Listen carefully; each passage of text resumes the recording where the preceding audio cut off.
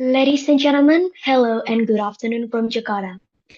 Welcome to today's FPCI Group Virtual Public Forum on finding the know how to navigate the perfect uncertainty, transitional world order, present climate, food and energy crisis, and emerging technologies.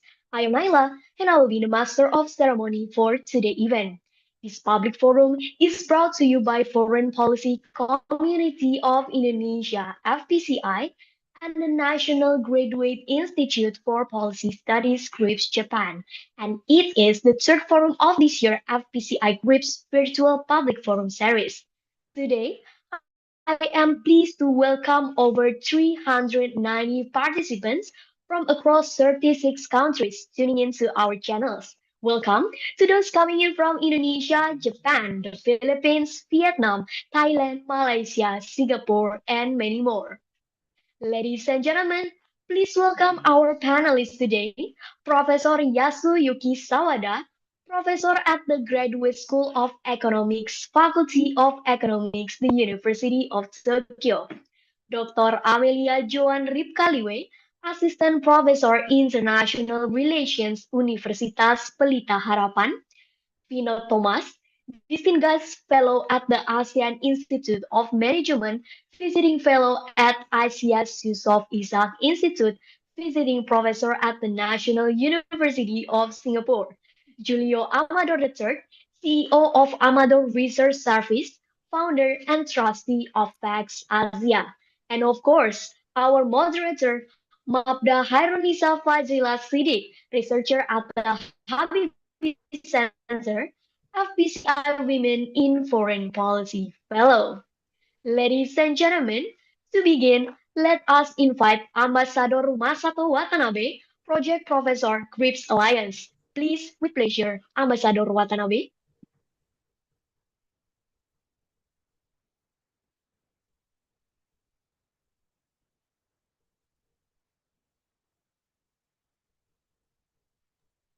Ambassador Masato, you are still muted.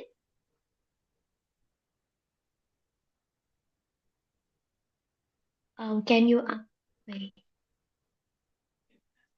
Can you unmute yourself so we can hear you? Okay. Okay, nice. Thank you.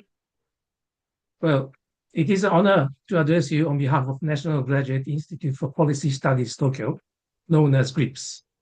I would like to express my gratitude to FPCI, led by President Dr. Dino Patijalan, for their work in preparing today's webinar. Our gratitude also to be extended to all the distinguished speakers and the moderator. Now, at the outset, I would like to express my heartfelt condolences for the loss of life and suffering caused by the devastating floods that have struck Southeast and South Asia recently, a tragedy that relates to the theme of today's webinar. Now, global challenges such as climate change, natural disasters, energy, food security, and health are growing increasingly severe.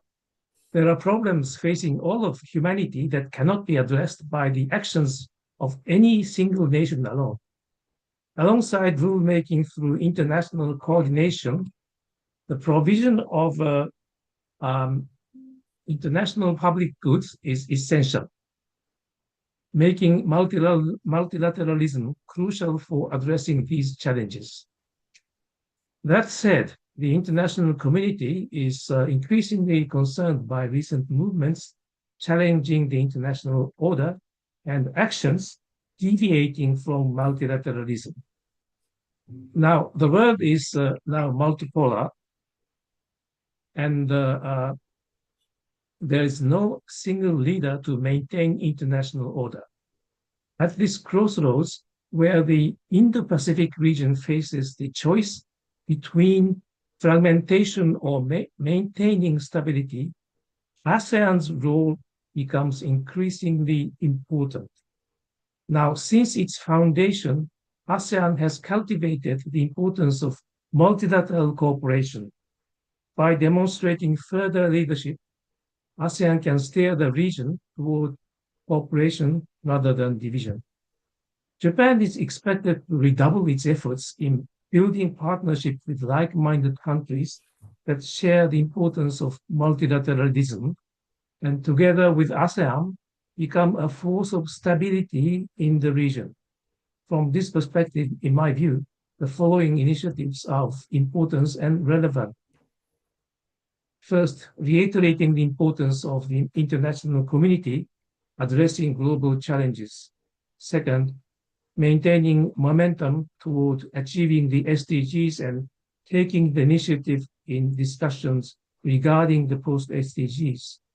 Third, cooperating to strengthen the functions of the United Nations system. Having expressed my humble views on those key themes for today's webinar, I would like to stop here and look forward to hearing the opinions of distinguished ASEAN Japanese experts. Thank you very much. Thank you for your remarks, Ambassador. Ladies and gentlemen, without further ado, I would like to invite our moderator to begin the discussion. Mabda, the screen is yours.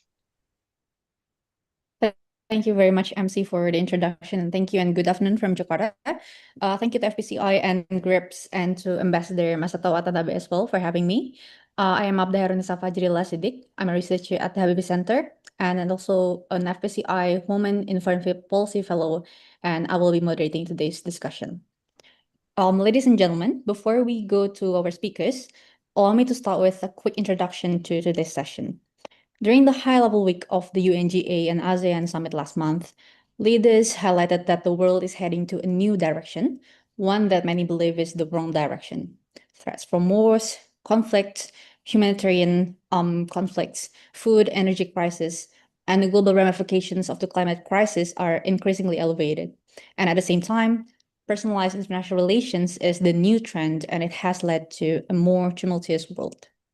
In Southeast Asia, so that includes Indonesia, the Philippines, Thailand, and Malaysia, and Vietnam as well, are among nations experiencing the direct and devastating impacts of climate change, with flash floods and landslides across Aceh and Sumatra, killing at least, as of December the 8th, 961 people, Typhoon Kalmegi killing at least 190 people and leaving hundreds missing, and also thousands displaced. The Food Security and Nutrition Report from 2025 shows that 4.9% of Southeast Asia's population remain undernourished. Meanwhile, emerging technologies such as AI present both opportunities and challenges. More than half of ASEAN's labor force, so that accounts for 164 million workers, are expected to face disruptions from the rise of generative AI, yet the technology is also projected to boost Southeast Asia's GDP by 10 to 18% by 2030. And amidst the rise of what might be termed as the global polycrisis or an era of global calamity and rapid technological changes, the rules-based world order, as mentioned by Ambassador Watanabe, is being challenged, and the effectiveness and the legitimacy of multilateral mechanisms are being questioned. Mistrust has grown, often fueled by geopolitical and geoeconomic rivalry in Southeast Asia and the Indo-Pacific region as well, has been regarded as an important locus within which geopolitical rivalry manifests itself into interstate tensions and great power competition, further compounding efforts in forging solutions in the face of the complexity of the global world crisis. And to dive deep into how countries in Southeast Asia and in the Pacific region can turn these overlapping challenges into opportunities for sustainable growth and leadership, today's discussion will explore how the region can strengthen collaboration, resilience, and innovation amidst global uncertainty. And ladies and gentlemen, to address these developments, we are joined by first Professor Yasuyuki Sawada, professor at the Graduate School of Economics, Faculty of Economics, the University of Tokyo. Thank you very much, Professor, for joining to this discussion. We also have Dr. Amelia Juan Ripkaliwe, Assistant Professor at the International Relations Program, Universitas Pelita Harapan. Thank you very much, Dr. Liwe, for joining to this discussion. We also have Professor Vinod Thomas, Distinguished Fellow at the Asian Institute of Management, and also a Visiting Fellow at ISEAS Yusof Ishak Institute, and a Visiting Professor at the National University of Singapore. Thank you very much, Professor, for joining this discussion. And last but not least, we also have Mr. Julio Amador III, CEO of Amador Research Services, and also the founder and trustee of Facts Asia.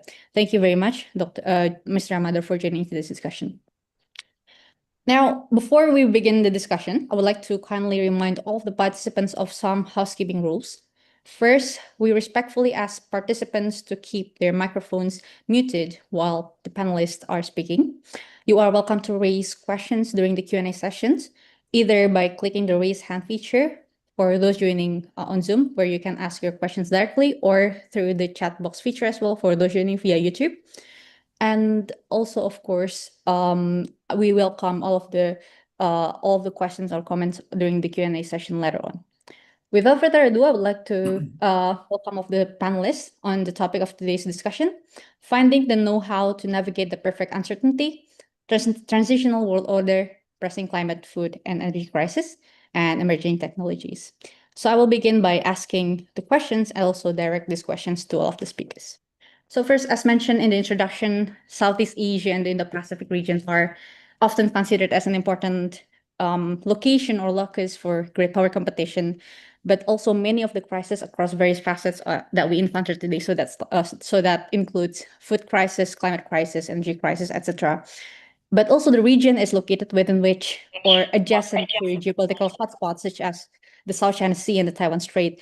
And this really becomes an important arena for geopolitical competition. So I would like to start by asking all of the speakers, how can countries like Indonesia, Singapore, the Philippines, as well as the Japan in the Pacific and Southeast Asia, navigate intensifying great power competition while safeguarding their strategic autonomy and peace in the region?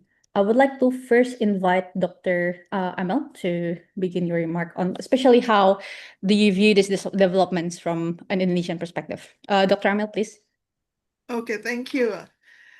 First of all, I would like to thank National Graduate Institute for Policy Studies and FPCI for initiating this forum, very important topic, and for inviting me to speak in this forum. And I also want to express my gratitude, to my fellow speakers, and I am looking forward to actually learn from all of you. The questions about how Indonesia or ASEAN at large navigate this we can call transitional world order or even a new world order. Well, first of all, as a historian, I'm a historian by training. This is not the first time that we, human civilization, face transitional world order. After the Second World War, we experience this post-colonial time that coexists with the Cold War.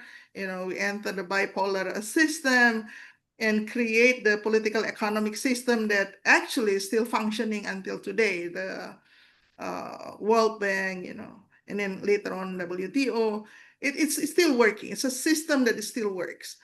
But once we enter the 21st century and we repeatedly mentioned about this multipolar system, in which we don't rely on to single or two great powers, there's another phenomenon that we sometimes overlook to what happened in our present time is the increasing capabilities of the post-colonial time states. The post-colonial states now are more capable in contributing to the world order. In other words, countries in Southeast Asia like Indonesia, Philippines, Thailand, Vietnam should have more shares in shaping this new world order. And how do we deal with that? I would love to mention about looking at what the strength that Southeast Asian has, the local wisdom that could possibly contribute something to the new world order. For example, in Indonesia, we have the principle of gotong royong, work together to solve certain issues. So such wisdom is, I think it's very useful in imagining, what's next. And also facing the local situation like climate change, prone to, let's say, volcanoes and earthquakes. I grew up in Manado, a small town, and we experience earthquake all the time. So we understand how to build houses that would be safe enough to face such disaster. So such things, I think we need to learn from each other more, and then looking at what we have internally that could contribute to this system. I think that's all from now. I'll elaborate more later. Thank you. Thank you, Dr. Amal. So looking within to see what strengths lie in our local wisdoms and learn from each other. Next, I would like to hand over the mic to Professor Thomas, especially speaking from the Singaporean perspective. What do you take to be what Singapore and Southeast Asia are doing, as well as within the Pacific, in safeguarding our strategic autonomy and peace in the region? Professor, please. Yeah, thank you, Mabda and Ambassador Watanabe. It's a pleasure to be on this panel, and thank you very much for all this preparation. This is obviously a central question, both from ASEAN's point of view, Southeast Asia's point of view, but from the world's side as well. And the first thing that strikes me as we look at considerable changes in the global geopolitics is that a certain order of peace and stability, both politically, economically, and socially, is obviously at a very high premium. So all bets are off if that equilibrium is excessively disturbed. And so looking at ASEAN and this region in particular, relatively speaking, I mean, there are skirmishes and problems, how to maintain that order of peace and stability and predictability will have to be, at least in my books, about the highest order of importance. That takes us immediately to the changes taking place in the area of the trade regime, which is so important for ASEAN and this region. Many countries, relatively speaking, smaller countries are more dependent on the global, Indonesia included as well, despite its size. And so that has to be a matter of great concern, how the system evolves with respect to trade, investment, and flows, and as well as people. And here, the latest evidence is a bit comforting in that the region has maintained a certain order of growth rate for 4 to 4.5%, despite the tariffs and so on. But that cannot be taken for granted. So right now, if ASEAN is maybe the fifth largest region, just after Japan, and Japan is about 4 trillion and 4.25, let's say, and ASEAN is 4. That could change to by 2030 the other way around. Now, that cannot be taken for granted in the sense that the uncertainty in the entire scenario that we are facing calls into question many of the assumptions we had made. And I'll just mention the third point, but I won't elaborate in the interest of time, and I think we'll come back to that. For the region, aside from its peace and stability, as well as trade regime, the other factor that is of particular concern or interest would have to be climate change, because of its extraordinarily unique ecology, as well as its contribution to the problem itself, although small to begin with, but rapidly rising. And so it's in the interest of the region to forge agreements amongst themselves, as well as with the rest of the world. And this part is not going well, if we are frank about the whole issue, and a lot more work needs to be done. I'll stop here, but we'll, I'm sure, come back to many of these points later. Thank you, Professor Thomas. So very important point that we will surely come back later on climate change, because of course, I think hearing the devastating news from the last few weeks, this topic is certainly of interest and resonates truly with a lot of our audience as well. Next, I would like to invite Mr. Amador, especially from speaking from the Philippines. What do you take to be what have been the measures that the Philippines take and the and Southeast Asia as well take in navigating intensifying great power competition while safeguarding strategic autonomy amidst the crisis that is unfolding today? Mr. Amador, please. Thank you, Madam Moderator. And I'd like to apologize in advance if my internet is lagging. I think this is one issue where Southeast Asia also needs to improve on, which is really connectivity. But let me also express my appreciation to FPCI and GRIPS for that kind invitation. Now, the word that was used earlier by the moderator was about navigating these tensions, and I think that is very appropriate because the one of the biggest manifestation for geopolitical competition and this transition, as one of our earlier speakers have noted, is in the maritime area. And we are seeing this primarily in the South China Sea. Even when you expand it a little bit and go to Taiwan, maritime remains to be a predominant issue.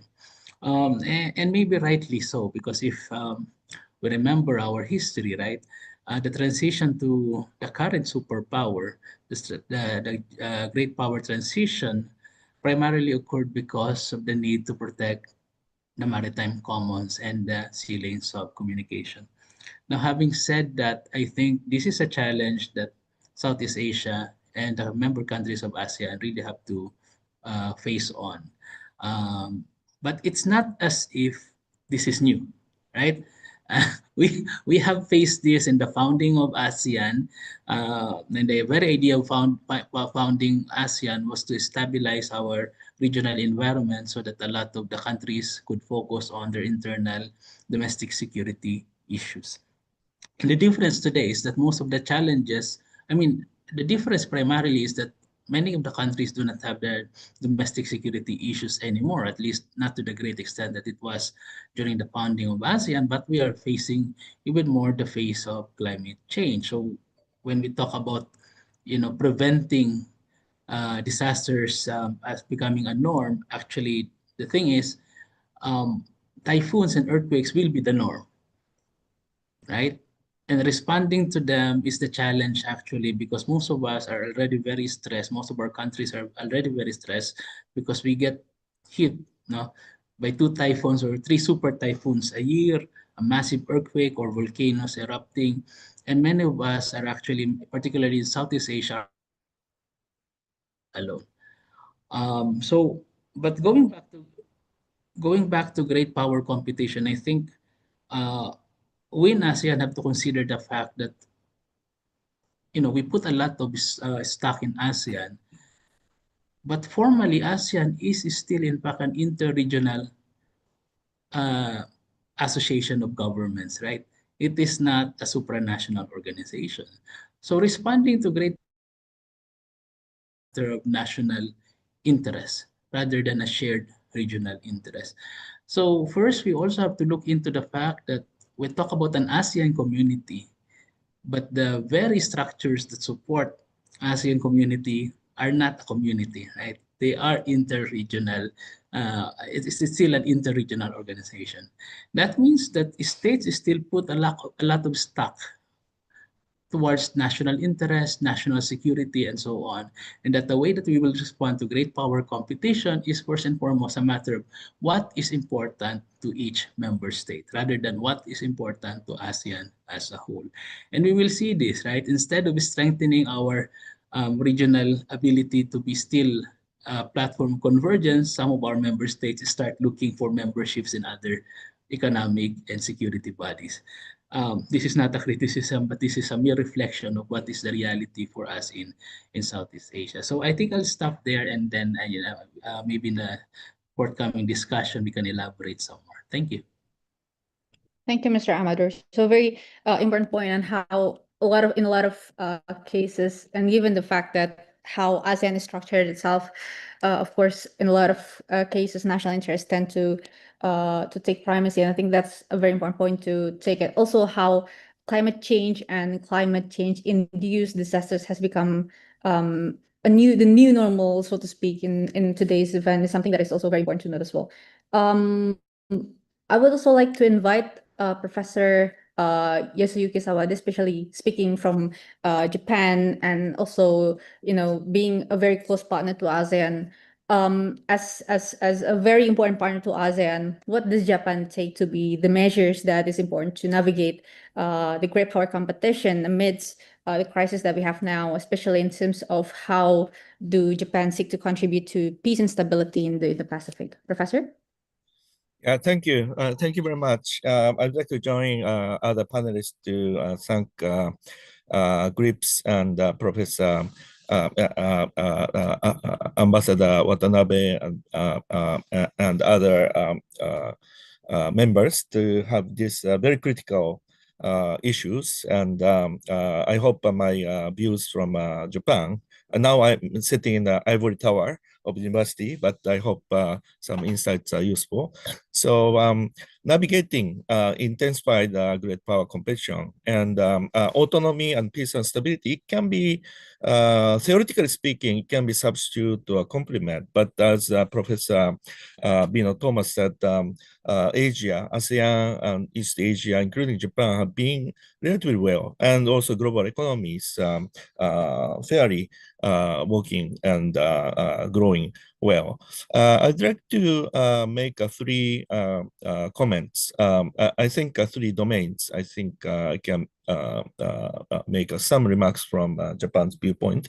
First one is actually each ASEAN member and Japan and other Asian countries and economies actually join quite diversified and at the same time overlapped membership in multilateral alliances and partnerships, including, of course, ASEAN is alliance of 11 countries, and G20, we have membership. RCEP is ASEAN-led, schemes, including Korea, Japan, and China. CPTPP is also ASEAN members join. APEC, including US and China, and also multilateral development institutions like Asian Development Bank and AIIB. Many ASEAN countries, basically ASEAN countries join, and Indo-Pacific Framework led by the US, and on the other hand, Belt and Road Initiative led by China. Each countries have a multi-layered membership in these global alliances. So I think this can be continued. And also notably from Japan, I think ASEAN plus 3, ASEAN and China, Korea and Japan, a process in different arena. For example, finance ministers and central bank governors have a regional safety net, such as the Chiangmai Initiative, multilateralization. And now there is an international organization called AMRO, based in Singapore, for economic crisis surveillance. So I think that these quite diversified alliances, each countries join. Of course, sometimes overlap and sometimes not overlap, but I think this can be ultimately,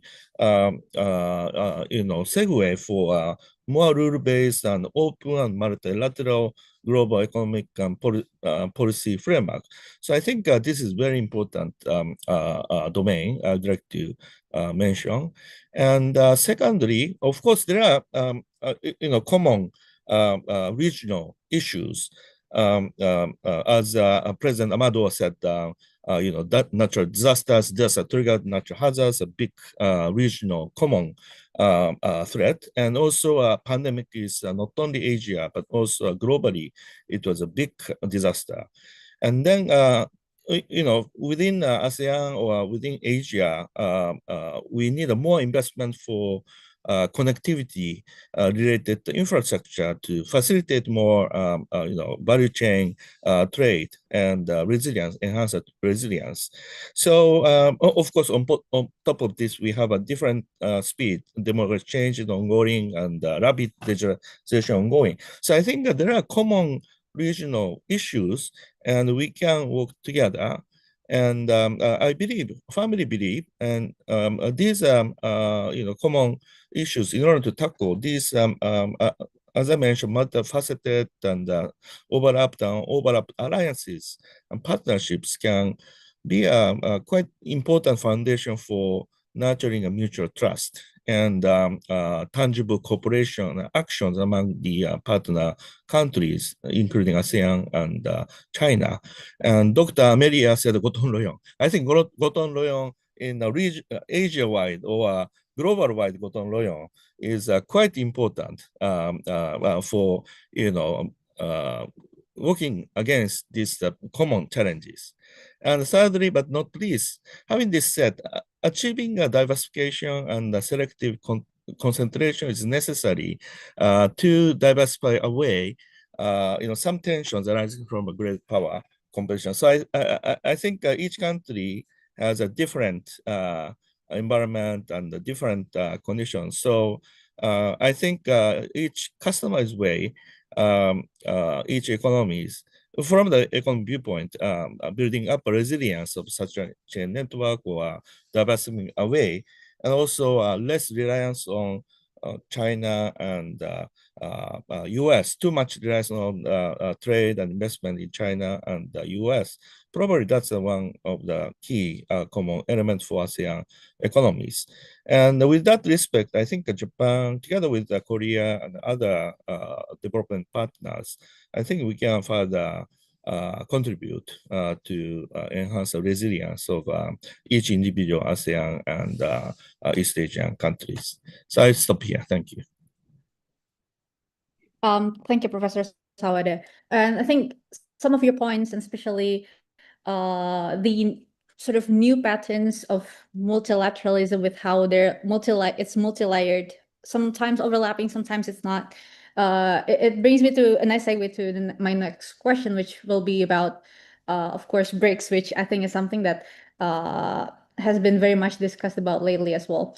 Because, of course, despite rising pessimism over multilateral fora, which was derived from the liberal international order, I think some of the speakers previously alluded to how post-colonial states, especially Dr. Amel professionally mentioned about how post-colonial states have more capabilities to contribute to the world order. And one of the manifestations of this is how BRICS have become an emerging new multilateral forum that has been discussed a lot, especially with regards to, for the Indonesian audience, with us joining BRICS.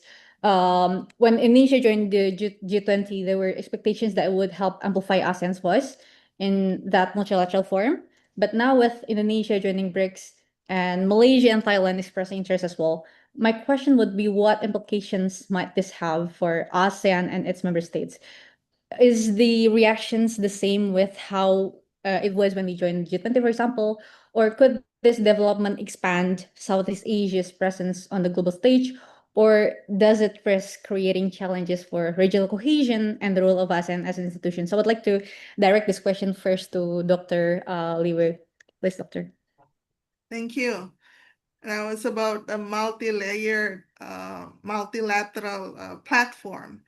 I think we need to keep in mind that when Indonesia or maybe other ASEAN member states is gonna join BRICS, we don't really leave other platforms. Indonesia is still a member of G20 and now is aspired to be a member of OECD. And I think this is a kind of phenomenon that we observe in this so-called, new world order, in which states have more freedom to engage in the multi-layered, multi-level, multilateral platform. So at the end of the day, I think, and this is just my personal opinion, the implication of such engagement really depends on the platform itself. Is it working platform? Today, in the 21st century, the age of technology, everything being measured by, it's not by claim, but the actual result. So while politically, and I think that's something that we need to be grateful about, states have more freedoms to engage in any platform that they deem be useful. The implication of such engagement really depends on the performance of the platform itself. I think that's my short answer to the questions. Thank you, Dr. Amel. So you utility or the functionality of the platform is a very important question here, right? I would also like to direct the same question to Professor Thomas, especially with respect to whether or not this development could expand Southeast Asia's presence and engagement on the global stage, or whether it will in any way or another, for example, jeopardize ASEAN relevance or the so-called ASEAN centrality. Please.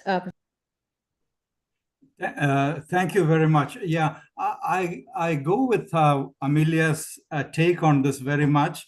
That, as you know, from the experience of other countries and the various blocks, countries are part of several at the same time. And the trick or the key is to not get engaged in those that jeopardize one or the other, and that's unlikely in this particular case. But that said, I think there is a question as not only G20 member, a key member, but now also the BRICS. What are the benefits that can be gained both for Indonesia, but also for ASEAN? I think in terms of trade flows and investment, there's a plus. Taking a small example, being part of the BRICS, you are also a part of the new development bank, which has a capital endowment or situation that is favorable. So for what it's worth, when it comes to infrastructure, that cannot hurt. Similarly, I think when it comes to things like carbon trading, which are nascent or incipient in many ways, there is a role and a potential for ASEAN to play a much bigger part in driving that, which kind of is a no-regret beneficial policy for the whole world. And that is enabled much better with Indonesia in G20 and Indonesia in BRICS, and therefore ASEAN benefits as well. And in that spirit, the list probably can go on, but not to say at the same time that we have not exploited these benefits that well, because we had the advantage of having the ASEAN all these years, and how much progress have that really brought about would be a fair question. So we have to evaluate what these blocks do, what these memberships do. Do they really justify the investment in time and money that people are investing into them? And I would not just take it for granted that just because one is a member now of the BRICS, benefits will just follow. They have to be still earned. So let me stop here, but just to say that the benefit of the ASEAN being stronger and internally working in cohesion and taking the Concord 4 much more seriously than hitherto, all of that is part of the agenda, because in a way, the lessons within ASEAN, whether it is digital technology or MSME development or the situation of aging, all of those are very particular in many ways, and there are lessons inside. So a strong Southeast Asia learning from each other analytically as well as in practice could be a big benefit. That can be boosted even more with the BRIC membership. Thanks. Thank you, Professor. And of course, speaking about ASEAN, I think it's very important also to highlight what will the next year take and what measures will be done. Especially, I think one of the sort of linchpin suspects to ASEAN, of course, is the South China Sea dispute. And I would like to invite Mr. Amador to offer your views on with the ongoing discussions aiming to conclude South China Sea's Code of Conduct. What hopes does the Philippines have for its ASEAN chairship next year? And does the Philippines still see ASEAN as the main or most important tool to resolve the dispute? Mr. Amador, please. Thank you for that, and it's quite an interesting question. And I would like to say that I am not privy to the negotiations nor its contents. Let me just also emphasize that countries need to deal with their security problems in a way that makes sense to them, right? In this case, the negotiations on the South China Sea Code of Conduct is as important as any other bilateral uh, uh, way of communicating with affected parties on how to resolve these issues. So the Philippines has made strong statements, particularly coming from its leaders, about the fact that it wants the negotiations to be concluded. And it has been many years, right? A couple of decades already since we've started the negotiations for this. And at some point, right, you get tired. We have seen in 2003 an attempt to fast track the process, but and so on. We've observed that everyone, and I think I would like to ascribe good faith to all the parties that everyone does want to see a code of conduct adopted. It's a question of what will be the content, how binding it is, and will it satisfy not only the negotiating parties, but also those who will be in a way inadvertently affected by any such agreement, and we cannot discount their interest in these negotiations. Now, having said that, if you look at the way that the Philippines is moving towards its chairmanship when it comes to the South China Sea, I think we could also appreciate the fact that the Philippines wants this rightly to focus on the regional aspect of it, which is the negotiations for the Code of Conduct. So if you read the statements of our leaders, the focus has always been let us come to a conclusion to a Code of Conduct if we can.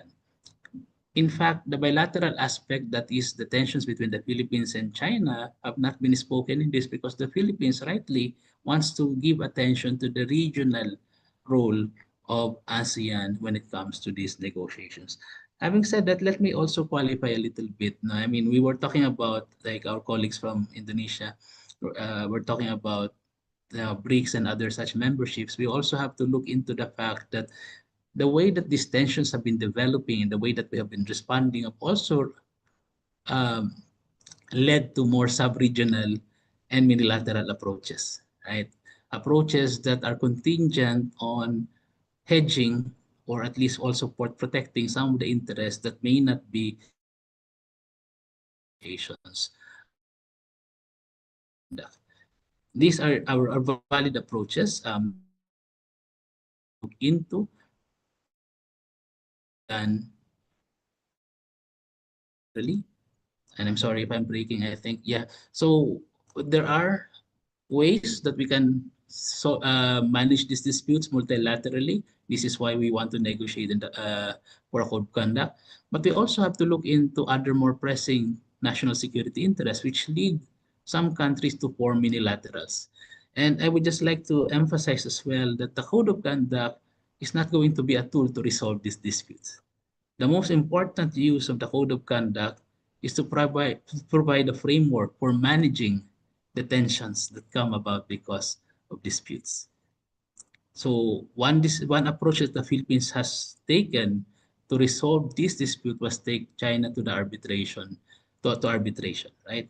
But managing the relationship with China and the other claimants, and of course ASEAN and those affected states, will not be done through the code of conduct.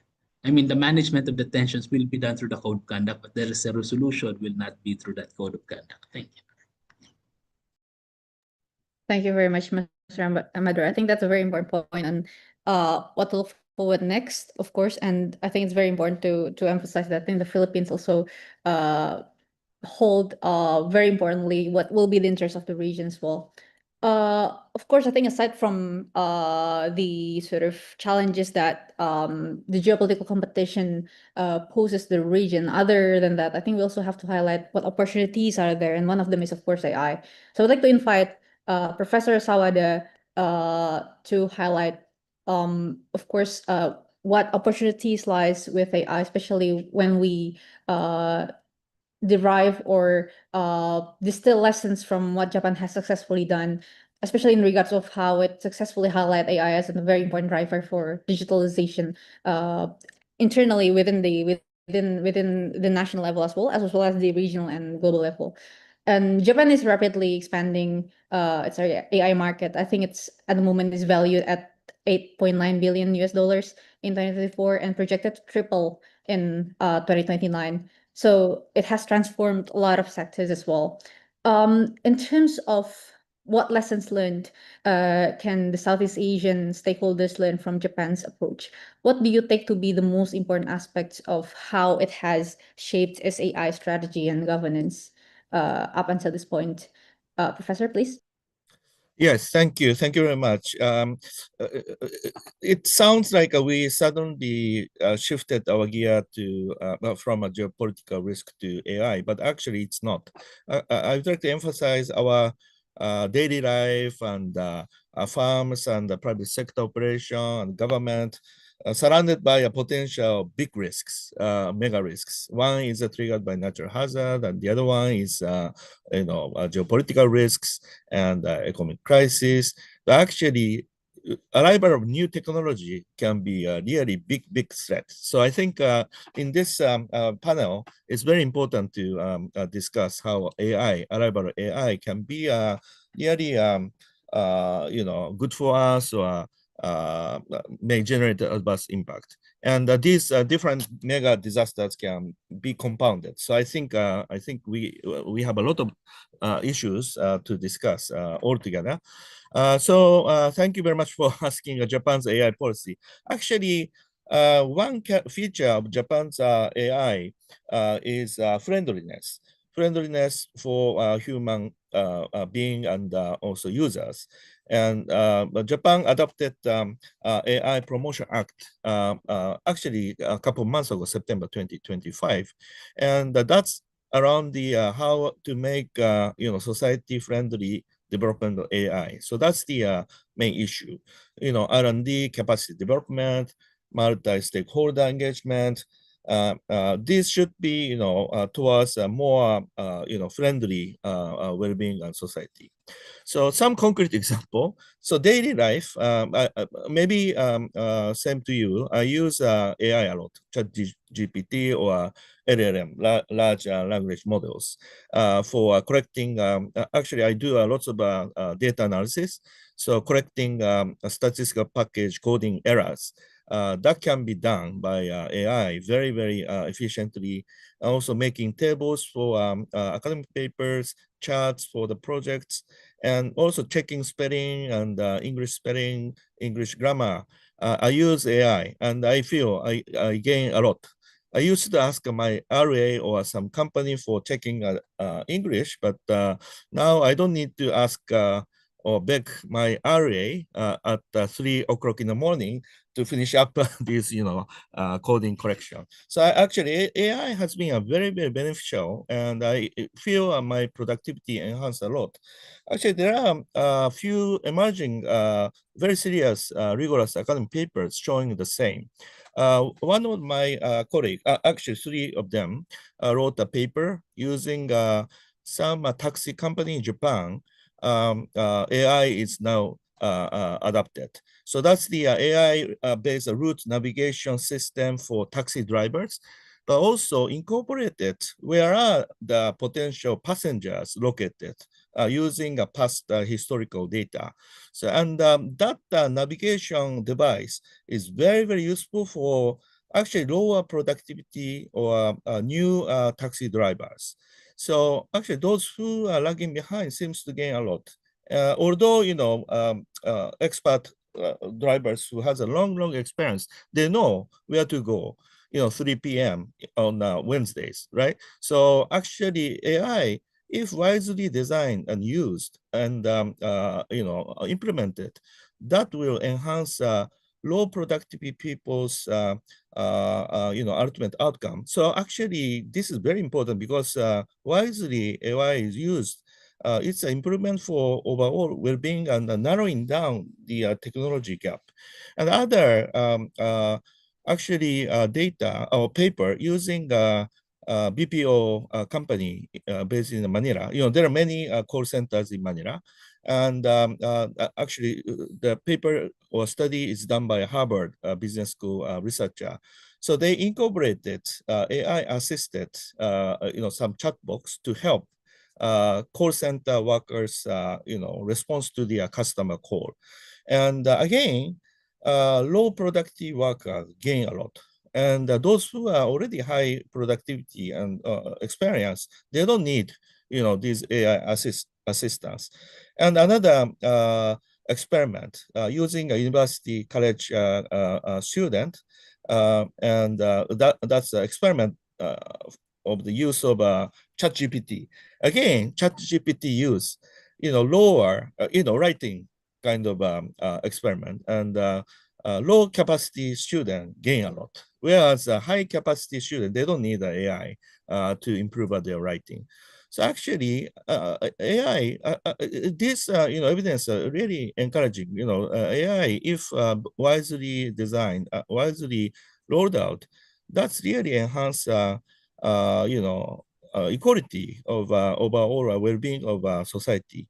And yes, I think that kind of implication can be very insightful.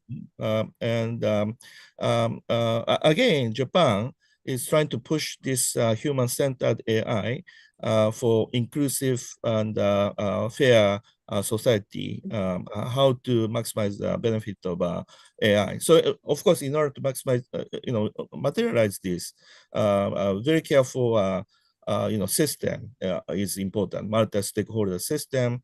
Japanese government now have an official council, AI strategy council, and also private sector coordinated by Ministry of Economy, Trade and Industry, and academia, top university, and also RIKEN, top institutes such as RIKEN and AIST, National Institute of Advanced Industrial Science and Technology, managed by METI. This partnership and the official framework is really important to nurture, human-friendly and inclusive AI, and also facilitating investment in right human capital development. So I think these are the very important issue. And then Japan has been working on this, and now OECD has AI principles, and Japan is a part of this. So for ASEAN, by partnering with Japan, I think ASEAN can improve,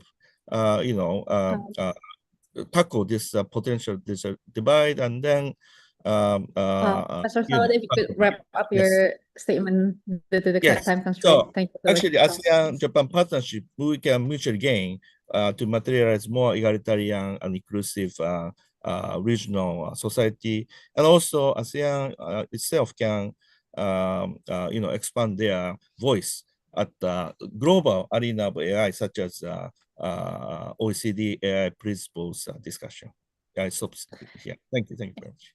Thank you so much, Professor. I think your point on human-centeredness is a very important point here, which I would like to extend to the next question about climate change. Aside from the jeopardy or the dilemma with regulating AI, of course, another challenge that we are now encountering is climate change. Going back to the point that we have discussed before, and I would like to direct the questions to Dr. Liwe, Mr. Amador, and also Professor Thomas on your response on the recent climate induced disasters, or the disasters that we have witnessed, unfortunately. For example, the Typhoon Kalmeg in the Philippines and Vietnam last month. Also, recent flash floods and landslides in Sumatra that has caused mass casualties. Also, massive displacement, which has been linked to worsening deforestation and climate change. So, very briefly, my question to the speakers that I mentioned before: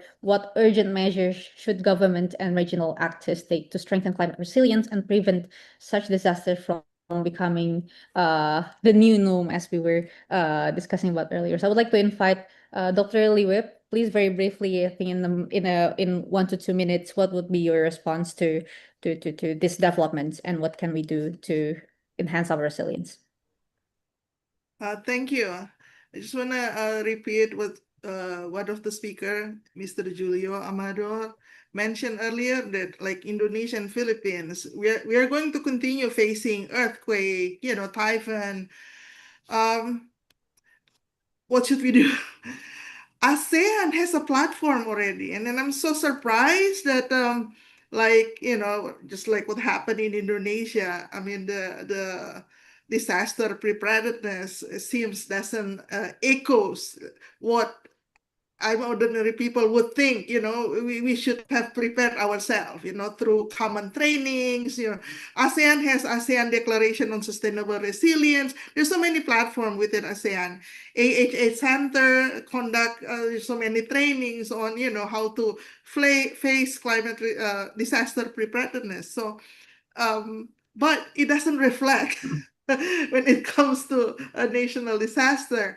So I think the bottom line, on the other hand, it's good to have initiative at the regional level, at ASEAN. We can have a common exercise, pooling resources. But at the end of the day, I think it really depends on the political will and national commitment and efforts to actually make it works. But again, it doesn't. I think we still need pooling resources together at the regional level, so we can have a joint exercise, or exchange number of knowledge and skills how to face such a disaster and to create climate resilience. But at the end of the day, it's to the government, their political will and commitment to actually implement what the regional initiative already forged. Thank you. Thank you, Dr. Amel. And to Mr. Amado, what would your response be in response to disaster becoming a new common norm? Please, very briefly in 1 to 2 minutes. Thank you. And this matter is quite important to me because my province was actually affected by one of these super typhoons. In fact, it took a few days before I could get in touch with my parents because infrastructure was down. So that's how important and personal the issue of climate change and typhoons are. And I think one of the things that we really is the ability of each country to respond, right? And that becomes even more challenge because, as Professor Emilio has pointed out, we're, as I've said earlier, we're gonna get hit by typhoons. Sometimes you don't typhoons. Sorry, typhoons. Let's say in span of a couple of weeks, and then how do you respond? Right? You can only do so much, but again, national resilience, regional cooperation. And one issue that we have within ASEAN, and correct me if I'm wrong, is more often than not, the first responders are not gonna be Southeast Asian neighbors, but other countries, which then tells what a social-cultural community and economic community, but at the very first instance of trouble, you look elsewhere for assistance. And I'm not only talking about the impact of this phenomena, natural phenomena, but also in general, right? Security issues and economic issues.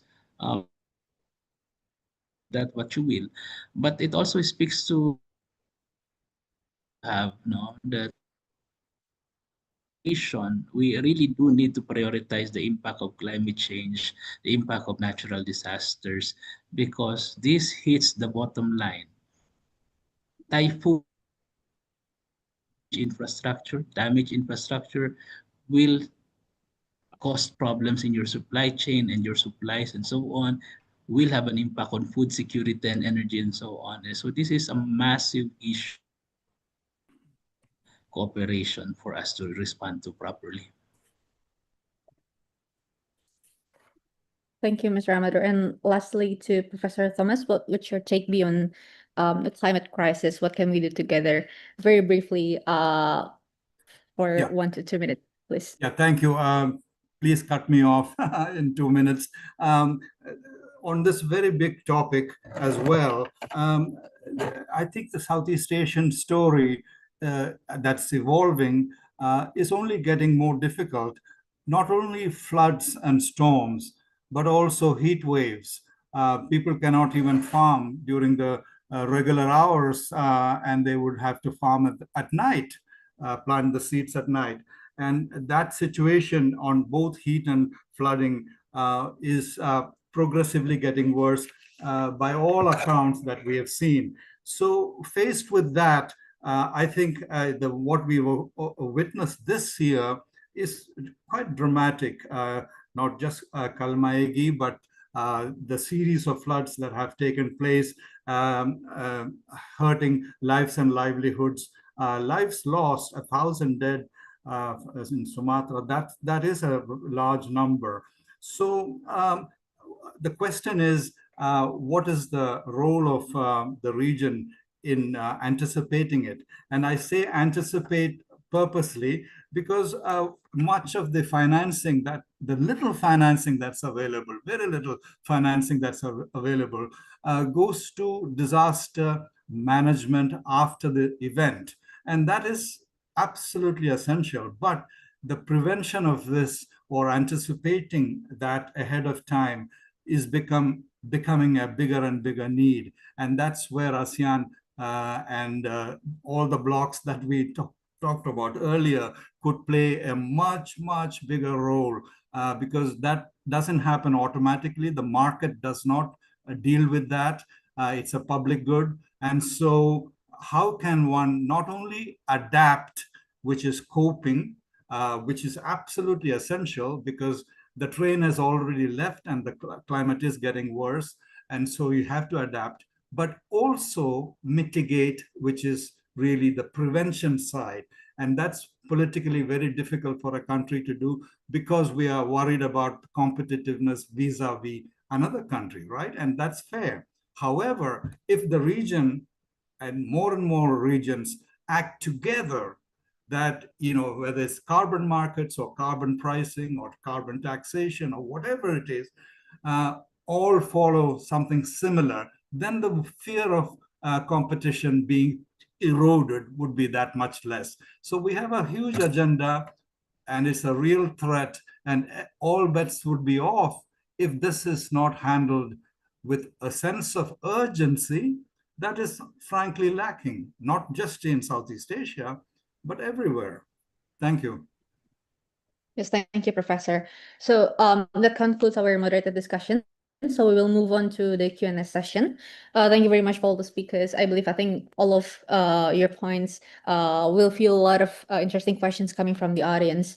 So for the audience, you are welcome to raise questions directly by using the raise hand feature or by typing your question through the Zoom or YouTube chat box, and I will call upon your display name, after which you may begin speaking to the microphone. So I think we will do 1 to 2 rounds of questions if time allows. Each of the rounds, I will take 2 to 3 questions from the audience. And please respectfully ask participants to keep your microphones muted while the panelists are speaking. And I think now we have one question coming from Murni. Bu Muni, please. Thank you very much. It's a very interesting what happens today. My name is Murni. Right now, I'm a PhD candidate from Newcastle University, and my research is about the impact of climate change on the impact of climate change securitization on global governments, and especially right now, I'm interested in researching European unions because European unions is the first, I think, regional associations that securitize climate change as a security problems.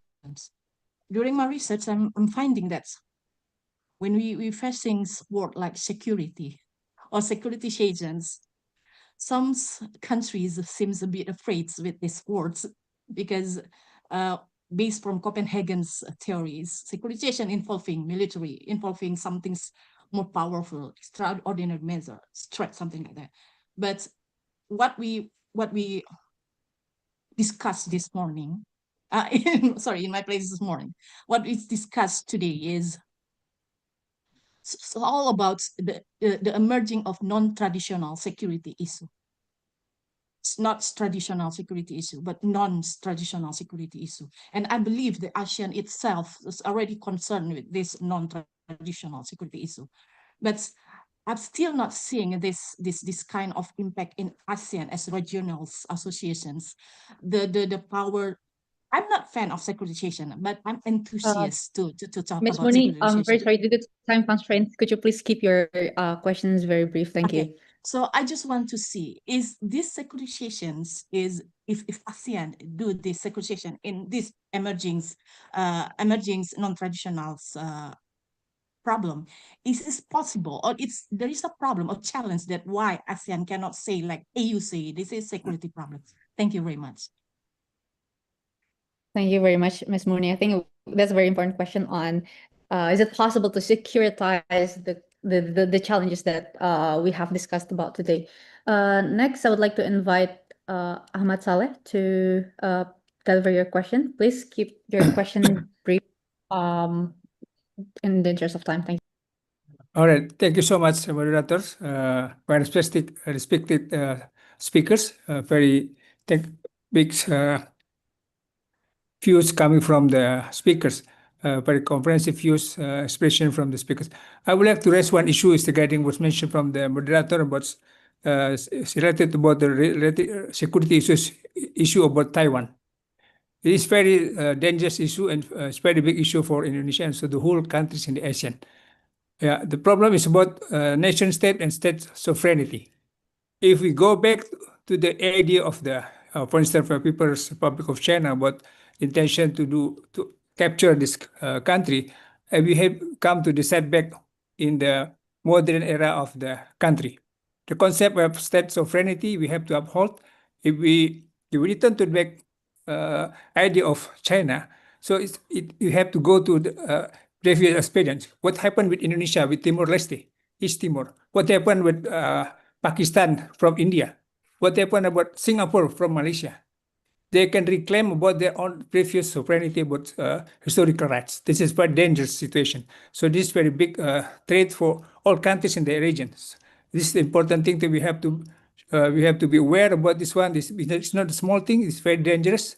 All countries, Japan, ASEAN, Indonesia, Philippines, also have to be aware about this one. And we have to bring this issue in the multilateral and the global issue. It's not an issue about all about Japan, but also the whole countries. It's the important one. Second is what the unity of ASEAN. We have to uphold the unity of ASEAN because this is the only one regional architecture can hold the stability for the next 50 years. And then the third one is what in the Pacific. We have to hold ASEAN into new regional sector in the Pacific, so we can get more stable peace in the region of the ASEAN, the whole Asia Pacific. So this is the important thing that I have to raise during this discussion. Maybe Professor Sawada and other speakers can give some idea, perspective about this issue. Because if we go back to the views of the like what China wants, it's very dangerous. It is a big threat to all the countries. Yes. Thank you so much. Sir, thank you so much. Thank you so much, sir, for your intervention. I think it's very important on the sort of challenges that the Taiwan Strait pose and how ASEAN is positioned in that sort of context. I would also like to relay one question from the Zoom chat box from Teku Radis Akila, directed to Professor Sawada. What economic strategies do you see as most effective for helping countries remain resilient amid simultaneous shocks in climate, energy, and food systems? So, what economic strategies is most effective in the face of such multiplicity of crisis? And also to remind you again, there were questions on is securitization possible amidst all of these challenges that we have discussed today, as well as the threat coming from possible tensions in the Taiwan Strait and other geopolitical hotspots. I would like to first invite Professor Sawada to respond to the question, especially the question on economic strategies that would be most helpful amidst crisis. Professor, please. Yes, thank you very much. Actually, economic crisis we discussed about triggered by natural disasters, typhoons, and also heat waves. These mega shocks. I think there are two important channels to prevent and also handle afterwards, beforehand and afterwards, ex ante and ex post. Number one is risk control. Risk control, for example, right infrastructure investments are necessary, and also some type of systems are necessary, ex ante, contingent policies, and how to mobilize resources. And second one is a risk finance.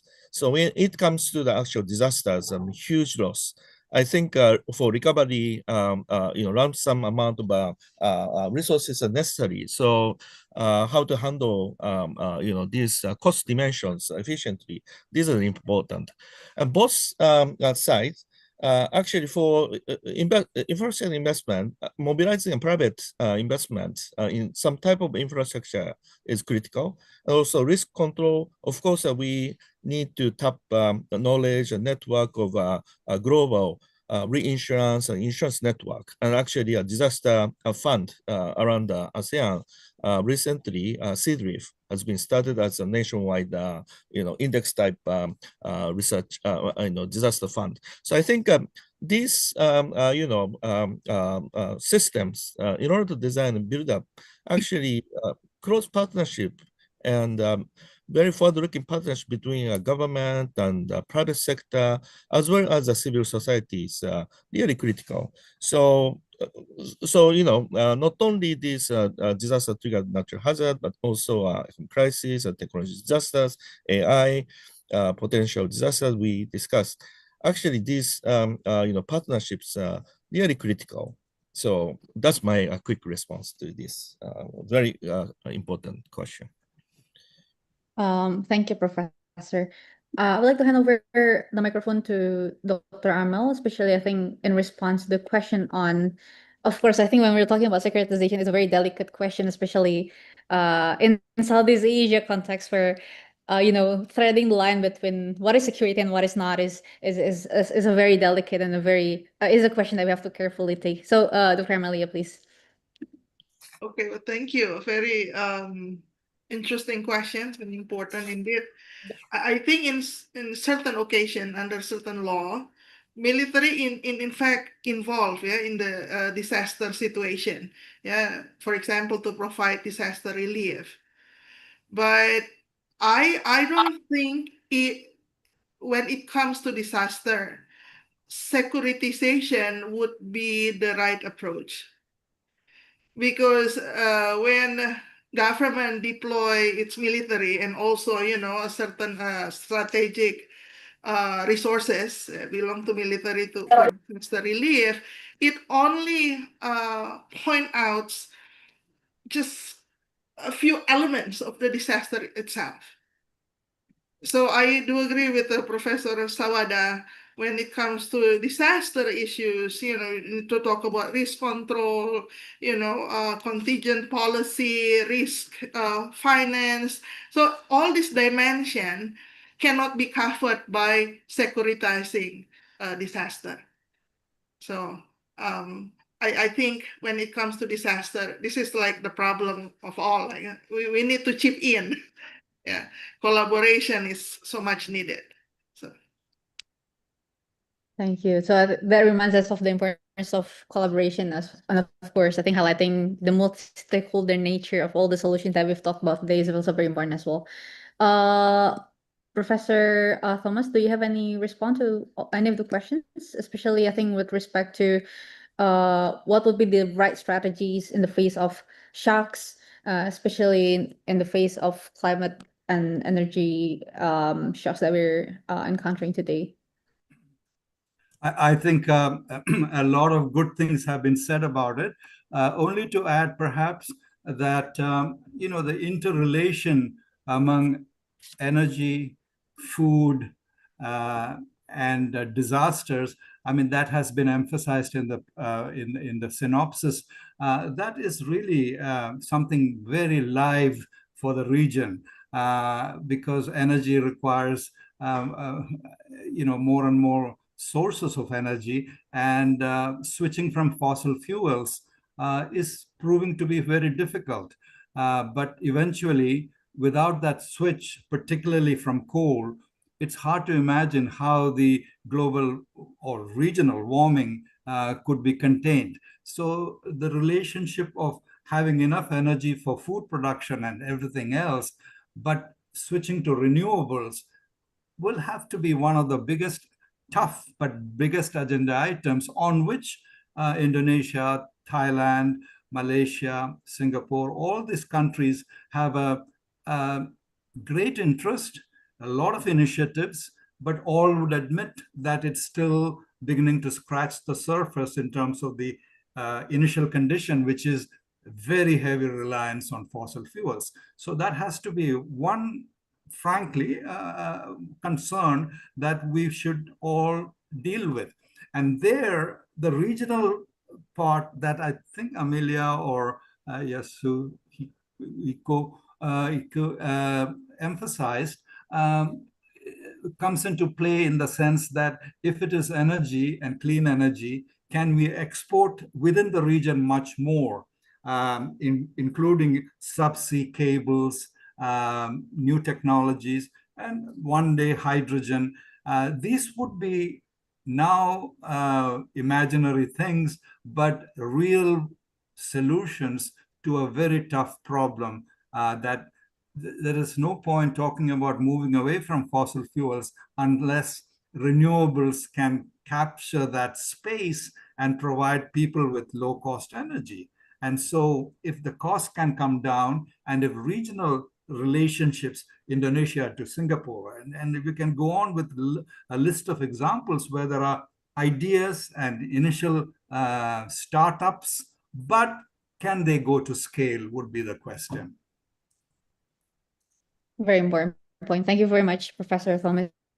I think to Mr. Amador, one of the questions raised were about, I think the rising tensions, especially surrounding the geopolitical hotspots in the Southeast Asia region, and that also includes the Taiwan Strait as well.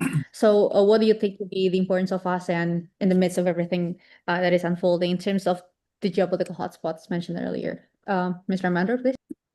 Thank you. But let me just take a stab at the earlier question about securitization, because the essence of securitization is really you take a subject matter, a policy matter, out of political discussions, right, and make it something that the government can say we will prioritize this. There should be no debate because we are under threat from this problem. I think at some point we have to reflect on the fact that securitization is an easy way out for many governments. When we talk about climate change, we talk about food security, we talk about energy security, people will be affected, livelihood will be affected, people will be uprooted from their communities. Taxpayers' monies will be used to fund certain projects, certain activities. All of these warrant political debates. And in our countries, particularly democratic ones, we have to consider the fact that securitization cannot be the only answer when we are facing these so-called non-traditional security issues. Because questions of prioritization, questions of resources, questions of rights need to have public and political discussions. Now, having said that, moving on to the question of Taiwan, uh, geography can either be a curse or a blessing. And in the case of the Philippines, now we have the Taiwan issue up north, and we have the South China issue here in our western seaboard.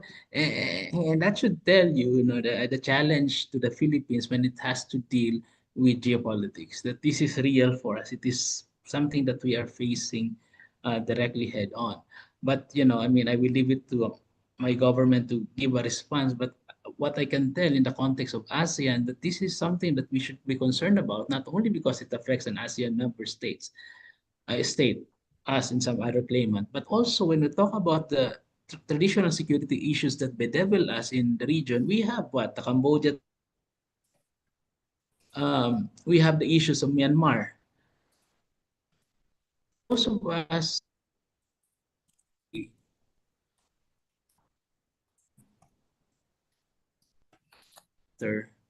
only for certain states, why should we be concerned when other ASEAN states have their own shooting conflict with each other? So either we are serious about of our fellow ASEAN states, or we. So again, it goes to the heart of the question. Is this ASEAN a real community, or is something that is nice to have when you need a big party? Thank you. Thank you, Mr. Amaro. I think that's a very insightful response. I think we do still have a few minutes for another round of questions. So I would like to invite only one participant from Zoom to raise your question. Please keep your question very briefly, and I'd like to invite Pak Harimurti. Please Thank keep you. your question again very brief. Thank you, Ms. Ramdan. And I want to ask to Mr. Masato Watanabe. We know that Indonesia have fast train called WUS, but this project is first time as a idea from Japan by JICA. Why Japan lost this project and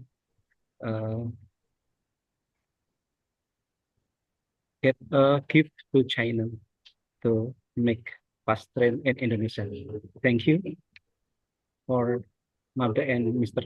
Masato Watanabe.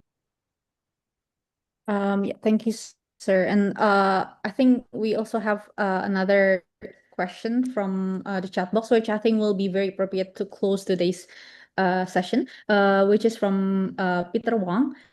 Asia is flexible enough to adapt to the changes in the global order, and there is benefit to be gained from being able to shop around for regional groupings that serve one's interests. And I think this is something that we have extensively discussed also previously. So in this multipolar world order, which seems to be characterized by uncertainties, how can we get nations to back to building order that ensures sufficient protection for small and middle powers?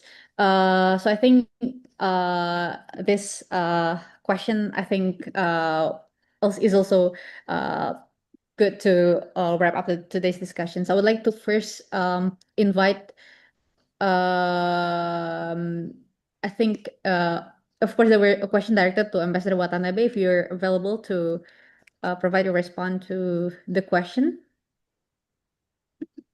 Thank you very much. I'm a retired diplomat. I used to work for JICA in the past, but could you repeat the name of the project? May I ask once again? The fast train rules. Fast train. You mean fast train project first in time Indonesia? idea from Japan by JICA. Okay. Right. That is a very complicated question, and I cannot answer in 1 minute. But I can say, I can assure you that JICA is always with Indonesia, and if there's any need where JICA can provide the necessary, appropriate cooperation, they are ready to do so. As for this train, there was a very severe competition maybe between Japan and China. And I think finally the Indonesian government chose Chinese offer. That was the answer. But in any case, irrespective of what is happening, Japan's stance is very much firm to be with Indonesia. Thank you. Thank you very much, Ambassador, for entertaining the question.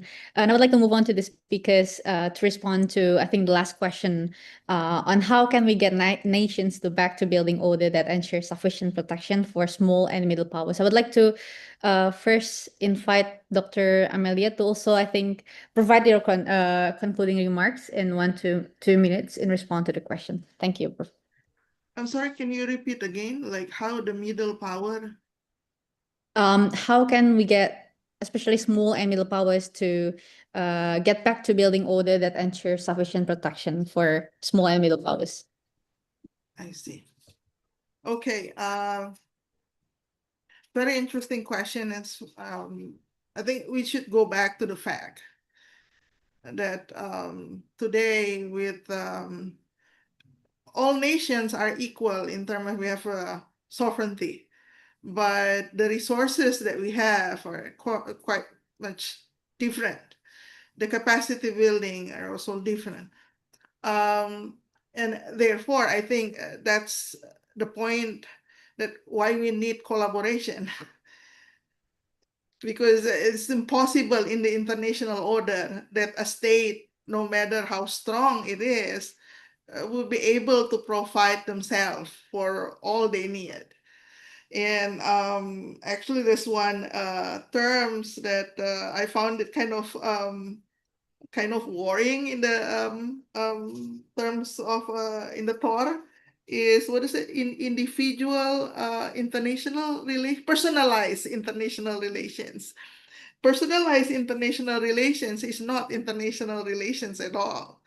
uh, in the international relations, we learn how to understand others, understand ourselves, and somehow find a way to align our interests to work together so we can advance nationally, regionally, and globally. And I think the mindset of power politics, create fragmented world order will take us nowhere. So because if one cannot survive, others cannot survive too. So I think that would be my take. Um, I think in this new world order, we have to try to understand each other and then find a way to align our interests based on the actual needs instead of sharp ideological division. And the needs are something real. It's a fact. Like, what Indonesia needs these days. I mean, what our neighbors needs. And when we start from there, I only hope that, conversation will exist and collaboration will exist. I think that's my take to that question. Thank you, Dr. Aliwa. So harnessing the power of collaboration and commonalities, that's a very important point.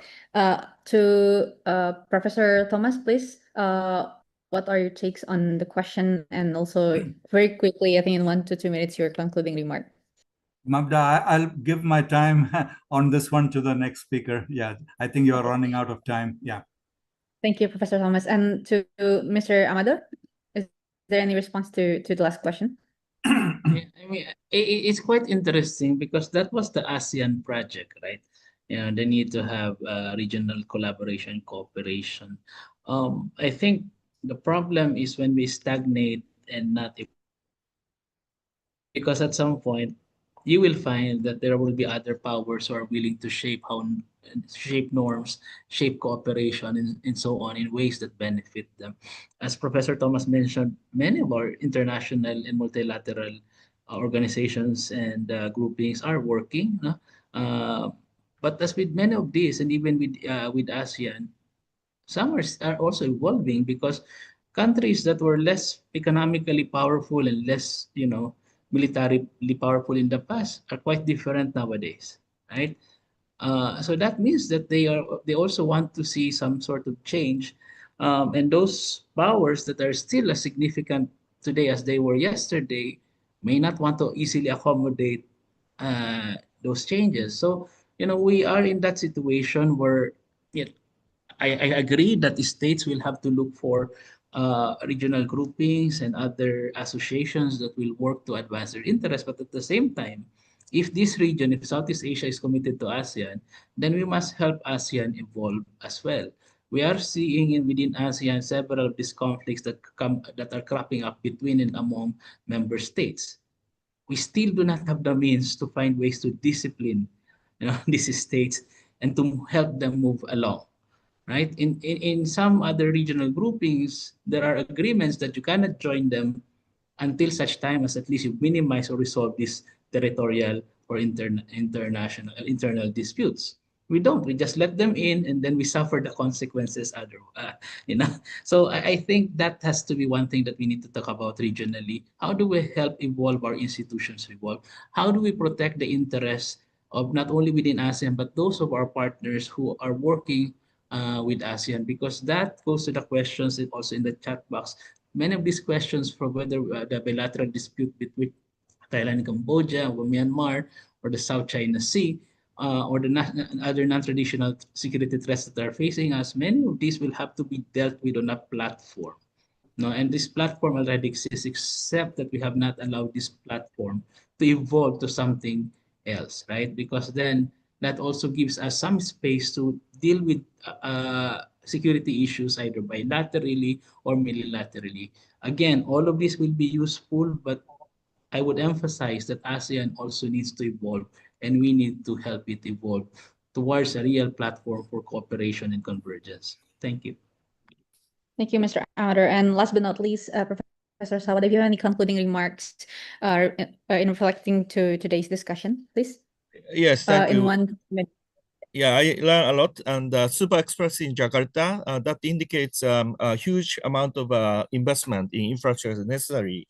And also Dr. Thomas highlighted, ASEAN and Asian country should undertake a major transformation from fossil fuel-based energy sources to renewable energy. Again, huge amount of investment is necessary. So with that respect, I think JICA needs to collaborate with ADB and World Bank. ADB should collaborate with AIB. Then broader, beyond this infrastructure financing, we have, as I highlighted at the beginning, we have a multilateral alliance in here and there, ASEAN, G20, ASEP, CPTPP, and IPF and Belt and Road Initiative. I think this a little bit complicated, but moving forward, I really think this is a quite important stepping stone towards a more rule-based and more open global economy. And ultimately, we can achieve like WTO system in economic arena. And the basis is a global trust, cooperation, and mutual engagement, and accumulation of social capital. So I think as Dr. Amelia, Professor Amelia said, Gotong Royong is a very important keyword. We need to scale up Gotong Royong in worldwide, and Indonesia, Japan, and other countries should engage and commit in this global Gotong Royong. I think that's a most important message I took from today's very, very lively discussion. Thank you. Thank you very much. Thank you very much, Professor Sawada. And thank you very much once again to all of the speakers, Professor Yasuyuki Sawada, Dr. Amelia Joan Ripkaliwe, Professor Fino Thomas, and Mr. Julia Maduro for your interesting discussion that we've had today, and for the lively discussion that we've had, and also to all the audience for your engagement throughout this discussion. And also Professor Ambassador Watanabe for entertaining one of the questions from the forum. Thank you very much. And also our apologies for running slightly over time, but thank you very much for the interesting discussion. And with that, I would like to conclude today's discussions, and thank you. And I'll hand back the floor to the MC to close today's event. Thank you, Mabda, for moderating our today discussion. And thank you to all the speakers for sharing your incredible insight. Before we wrap up the event, I would like to invite all the panelists and everyone for a short photo session. So please turn on your camera and give your best pose on my count. 1, 2, 3. One more time. 1, 2, 3. Thank you, everyone. It has been a fruitful discussion, and I am sure the audience found the session interesting and highly informative. Today's event is also available for rewatch on FPCI official YouTube channel at Secretariat FPCI. And please, everyone, remember to fill in the Google form link sent in the chat box to get your e-certificate for today's forum. You can follow our social media handles for more information about our activities, events, and programs, and stay tuned to our next FPCI Group Virtual Public Forum via Instagram, LinkedIn, or Twitter at FPCI NDO. Thank you so much, and see you at the next FPCI event, and enjoy the rest of your day. Thank you. Thank you.